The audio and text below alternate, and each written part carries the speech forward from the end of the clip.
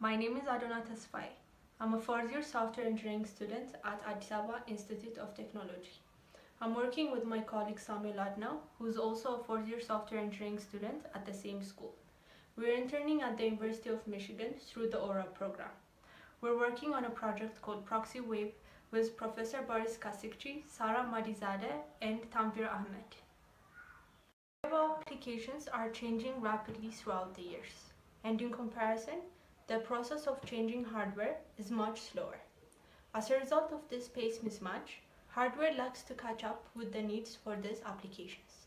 Since hardware designers cannot predict how real web applications are going to behave in the future, architectures that were designed 10 to 20 years ago might not efficiently accommodate web applications that exist now. So the question we want to answer at a high level is if there's a way to help hardware catch up faster, and if yes, how?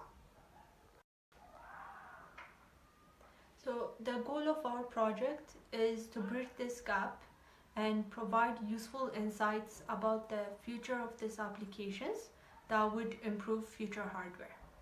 By helping people who are dealing with the design of hardware have a better understanding of the future of these applications and infer them so we could have a more efficient hardware in the future. During our internship, we were focused on studying real-world web applications evolution using LLVM compiler toolchain to modify the binary using different compiler passes. It involves setting up the application and running appropriate benchmarks on it and studying how it has evolved over time by comparing different versions. We extract the static and dynamic characterizations to find meaningful trends about it and use compiler passes to apply modifications to the binary and as a result change its static and dynamic behavior. To achieve this, we have used different tools at our disposal, such as LLVM, a compiler infrastructure that is particularly used for performing optimization and transformations on a source code, perf, a performance analyzing tool of Linux, and Clang, a compiler frontend for C and C++ programming languages. We have studied the static and dynamic behaviors of two in-memory data structures named Memcached and Redis. Let me give you a brief explanation about these two applications. Memcached is an in-memory data structure storing data in key-value pairs. Redis is also an in-memory data structure similar to that of Memcached with the advanced features and different data type support. These two applications are mostly used in large-scale web services and service providers for speeding up their application and consistency. Therefore, we have chosen these two applications to be our first target for optimizations. In this presentation, we're going to focus on Memcached because of time constraints and show some notable results with regards to that. We selected 5 different versions and performed static and dynamic characterizations using different compiler passes on each version. First, we looked at the base binary of these versions and characterized them statically and dynamically and compared them to the results we obtained after performing the transformations. Samuel is going to continue with the next part of our presentation. Let's see some of the static and dynamic characteristics of the application before the transformation. We can see on the graph that the size of the binary is increasing. Obviously, this is due to an increase in number of instructions.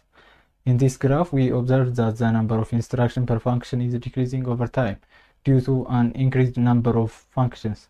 When the number of functions expands, the number of instructions per function diminishes. But we should keep in mind that the number of instruction in the application is increasing as we saw in the previous slide. For the dynamic characteristics, we use Linux performance profiling tool to extract some of the information we needed to observe the trends such as branch miss, cache miss, and branch load miss. We focused on these characteristics because simple faults in code execution may have a greater effect in the overall results of the process, and we want to see how these faults are going to present themselves in the future of the application. Using various workloads, we assessed the application dynamic behavior. This graph shows how cache miss is changing over time. We didn't observe a linear or quadratic change in it, but we'll see how it has been affected by the transformation in the next slide. We performed optimization and transformation on the existing application, as well as identifying and analyzing its trends to predict future projections. We used compiler transformation to manipulate web application binary so that it mimics the future behavior of the application. The new binary reflects the application future projection. Therefore, examining static and dynamic behavior provides an idea of what type of hardware design decision should be made. Let's see some of the static and dynamic results of the application we obtained after the transformation.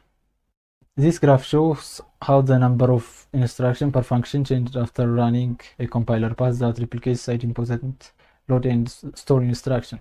We can see that using the control node, we can increase the number of instructions in a controlled way. Using other passes also, we can manipulate other characteristics of the original binary. This is the dynamic output after running one of the compiler paths. By configuring different control nodes, we were able to modify the original application so that it would show different characteristics. On this graph, we are observing the changes in the number of instruction cache miss after transformation. The changes vary based on the transformation we perform. We have seen different characteristics of the application named memcache before and after performing the transformation. The characteristics we have shown are not only the ones that are changing, but for this presentation, we have chosen some of them. Due to this research, we were able to understand how a computer code goes through different transformation, optimization, and representation used in compiler design. We were also able to understand and use Linux performance profiling tool to effectively profile different metrics of the program, ranging from small size to large and from simple to resource intensive application with a greater accuracy and performance. Moreover, we have learned how the memory hierarchy affects the processing speed and what consideration should be made on designing such optimization technique, as well as how to utilize scripts to automate the data collection and plotting graphs. More importantly, working on this research was a tremendous eye-opening experience in understanding the real-world research and a motivator for further understanding of the topic. We want to thank the coordinators and everybody involved in the Aura program for this opportunity, and our mentors for being understanding and helping us throughout the entire process. Thank you.